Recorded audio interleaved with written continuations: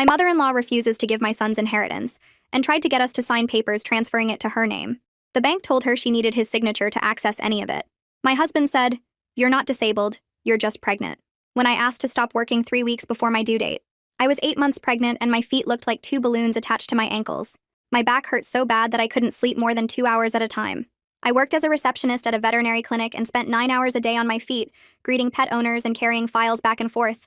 When I told my husband Rodney that I wanted to start my maternity leave early, he looked at me like I'd asked him to buy me a private island. "You're not disabled, you're just pregnant." He said it while sitting on the couch playing video games with his headset on. I reminded him that my doctor had recommended I reduce my activity because my blood pressure was getting high. Rodney paused his game long enough to tell me that his mother worked in a factory until the day she gave birth and that I was being soft. His mother also had 3 miscarriages, but he never mentioned that part. I told him we had enough savings for me to take a few weeks off before the baby came. He said that money was for the baby, not for me to sit around eating snacks and watching TV. I asked him what exactly he thought maternity leave was for. He said it was for after the baby arrived, not before, when I was perfectly capable of answering phones. The next morning, my supervisor Fred asked if everything was okay at home because I'd been crying in the break room again. I told him I was just hormonal. He didn't believe me, but he didn't push. Rodney texted me 4 times that day asking what I was making for dinner. I was on my feet for 8 hours with a human pressing on my bladder, and he wanted to know what I was cooking for him when I got home. I made spaghetti because it was easy, and he complained that we'd had pasta 3 times that week. I reminded him that he could cook if he didn't like what I made. He laughed and said he worked too hard to come home and stand over a stove. Rodney worked at a car dealership selling used vehicles. He sat in an air-conditioned office all day drinking coffee and waiting for customers to walk in. But somehow his job was harder than mine, even though I was growing a whole person inside my body while also working full-time. On Friday, my ankles were so swollen that I couldn't fit into any of my shoes. I wore flip-flops to work even though it was against dress code because nothing else would go on my feet. Fred sent me home early and told me to talk to my doctor. The doctor said my blood pressure was too high and that I needed to rest. She wrote me a note recommending immediate maternity leave. I showed Rodney the note when I got home. He read it twice and then asked if I could get a second opinion.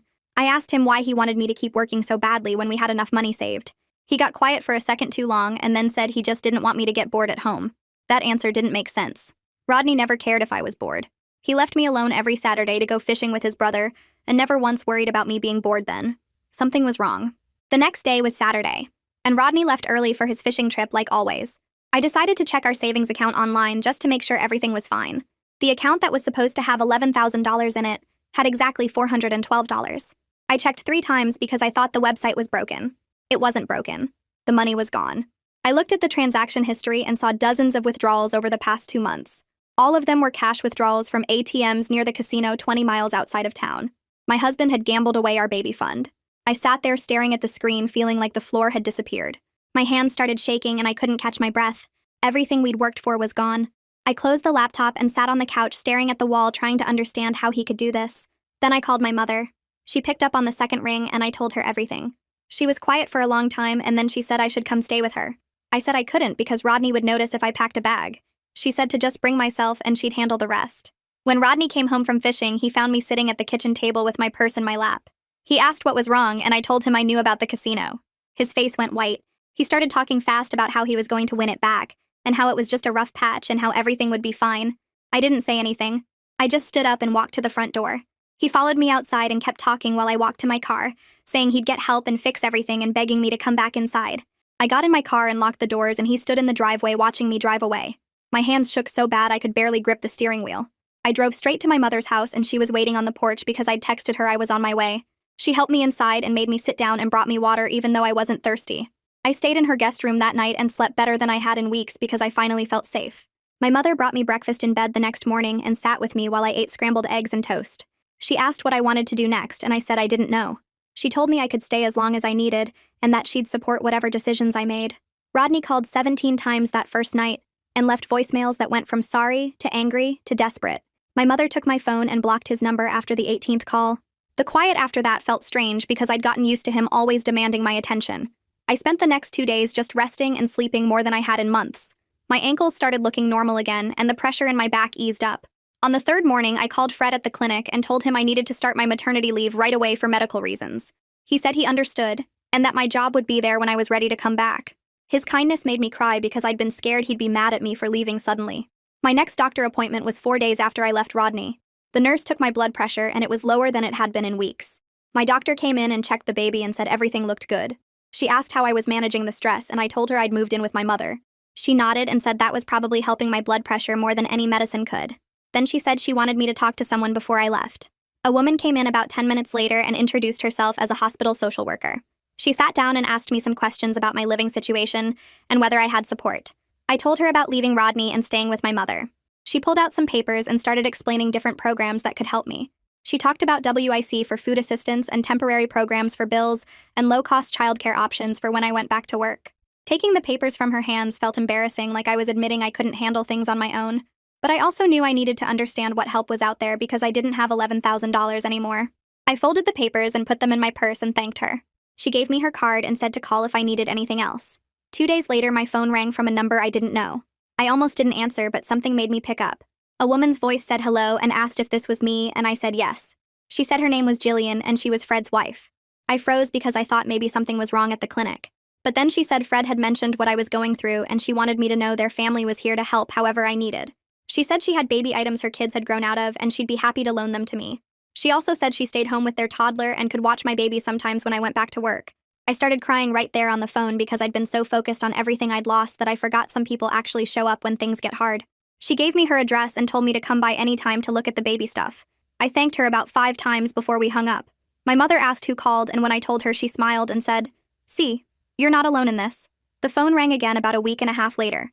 This time it was Rodney's mother Evelyn calling my mother's landline. My mother answered and Evelyn asked to speak with me. I took the phone into the guest room and sat on the bed. Evelyn started talking right away about how Rodney was her son, and gambling was a disease and I should give him another chance. She said he was going to meetings and trying to get better. I listened for a minute and then explained that the bank showed 2 months of withdrawals, but I'd found hidden credit card statements proving the gambling had been going on for 6 months. I told her he'd emptied our entire savings and lied to me every single day while I was pregnant. There was silence on the other end. Then her voice changed and got quieter. She said she didn't know it had been that long or that all the money was gone. She apologized for not raising him to be more responsible with money. I told her I appreciated her calling, but I'd made my decision. We hung up, and I sat there feeling strange, because part of me had expected her to keep defending him. I spent the next few days looking at apartments online. My mother said I could stay with her as long as I wanted, but I needed my own space for when the baby came. I found a small 1-bedroom place in a complex near my mother's house. The rent was more than I wanted to pay, but it was the cheapest option that wasn't completely run down. I drove over to look at it, and the carpet was old and the kitchen was tiny, but it had a separate bedroom for the baby. The manager said I could move in 2 weeks before my due date if I paid the deposit now. I used the last of my own savings to write the check. Signing the lease felt like the first real step forward I'd taken. My mother came with me a few days later to start moving my clothes and some furniture. Rodney agreed to let me take what I needed without arguing, which surprised me. Maybe he felt guilty, or maybe he just wanted to avoid another fight.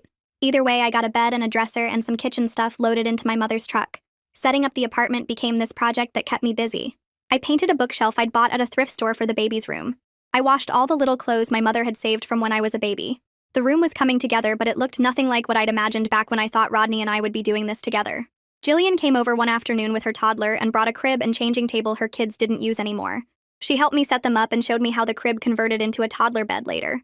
My mother bought me a rocking chair from a thrift store and we put it in the corner by the window. The nursery was mismatched and nothing matched, but it felt full of love from people who actually cared about me and the baby. Rodney texted my mother's phone asking to meet and talk about what happens after the baby is born.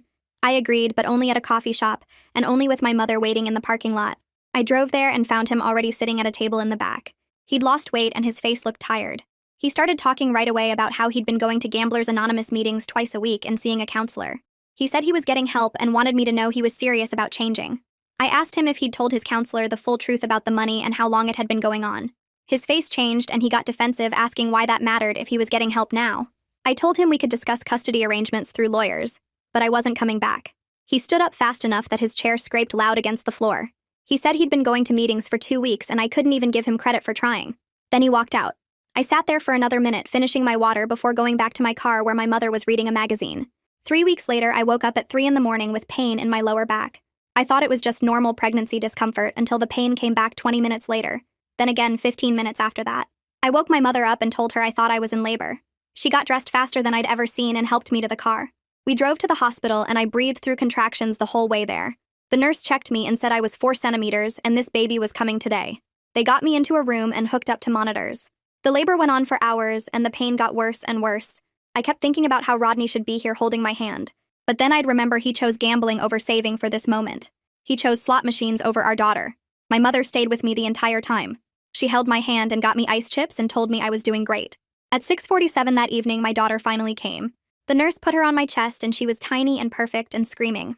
I looked at her face and felt this huge wave of love that made every hard choice worth it. My mother cried and took pictures and called her the most beautiful baby she'd ever seen. The first week home was harder than anything I'd ever done. My body hurt from giving birth and I was trying to figure out how to breastfeed while running on maybe 2 hours of sleep. The baby cried constantly and I had no idea what I was doing. My mother stayed with me those first few days and that's the only reason I survived. She changed diapers and held the baby while I showered and made me eat even when I wasn't hungry. Jillian stopped by with meals and that meant I didn't have to think about cooking. Rodney texted asking to meet his daughter. I told him I needed time to recover first. He sent back an angry message about how I was keeping him from his own child. Reading that reminded me exactly why I'd left. When the baby was 2 weeks old, I finally agreed to let him visit at my mother's house with her there as a buffer. He showed up exactly on time and stood in the doorway looking nervous. My mother let him in and he walked over to where I was sitting with the baby. I put her in his arms and he held her like she might break. Tears ran down his face and for a second I felt sad about everything we'd lost. Then he started talking about how having a daughter should bring us back together, how we were a family now and needed to try again. I looked at him and said firmly that our daughter having 2 parents didn't mean those parents had to be married. I told him his relationship with her was separate from his relationship with me. His face got hard and he handed the baby back and left without saying goodbye. I called Verity the next week and told her I was ready to file for legal separation and child support.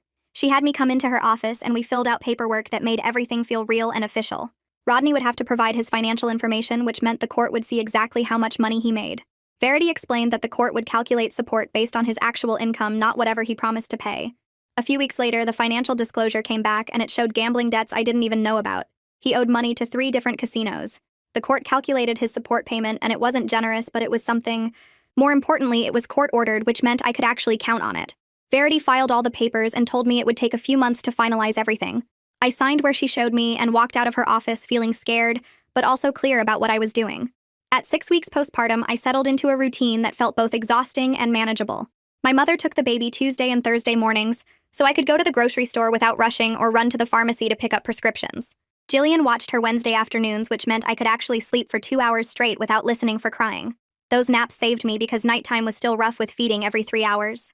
Rodney came over every Sunday at noon for his supervised visit, and my mother let him in while I got the baby ready. He held her carefully and talked to her in this soft voice I'd never heard him use before. She was too young to really respond, but he didn't seem to care. After about 40 minutes, he'd look up at me and start talking about how we should try counseling together, or how he'd been clean from gambling for weeks now. I learned to cut him off fast and redirect back to the baby. The first few times I felt guilty for being so firm, but it got easier each week. He'd leave looking disappointed, and my mother would make tea while I fed the baby again. 3 months after I walked out, I started back at the clinic part-time, working Monday, Wednesday, and Friday. Jillian kept the baby at her house those days and sent me pictures throughout the morning of her sleeping or making faces. My first paycheck went straight into my new savings account that had exactly $73 in it from what I'd scraped together. Rebuilding from zero felt impossible, but I deposited every check and watched the number grow by tiny amounts. Being a single mother was harder than anything I'd imagined, with work and bottles and custody schedules and never enough sleep. But my apartment stayed quiet without Rodney's complaints or lies. My daughter gained weight and smiled at me when I picked her up from Jillian's house. My mother called every morning to check on us, and Jillian texted me encouragement on rough days. I had people who actually showed up when they said they would. I was stronger than I thought I was when I walked out that door with just my purse.